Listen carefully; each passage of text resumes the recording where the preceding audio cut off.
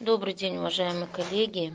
Я что хотела сказать по поводу компании Atomi. Как-то поднялся вопрос, и возникают очень часто моменты, что сетевой это харам, да? И вот и мы как-то углубились в этот момент более серьезно, вот вышестоящие, да, уже являющиеся спонсоры.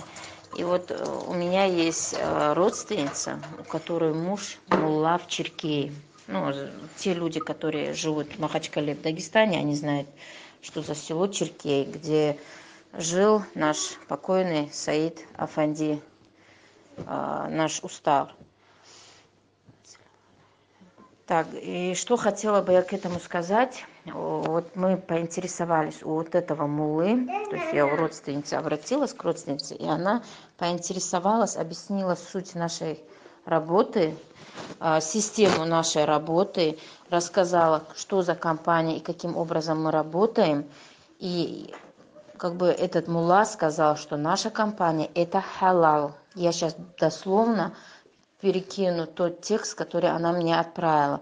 Поэтому, если есть такие, которые боятся, что здесь харам, что здесь как бы будет во вред мусульманам работа, то можете, не сомневаясь, работать и не думать, что здесь будут харамные деньги.